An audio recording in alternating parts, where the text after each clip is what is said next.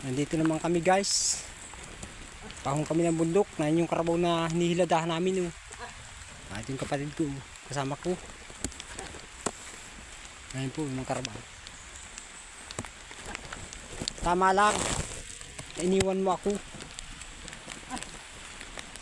Kahit paunti-unti. Naging masaya din. Sana. Maging masaya ka din.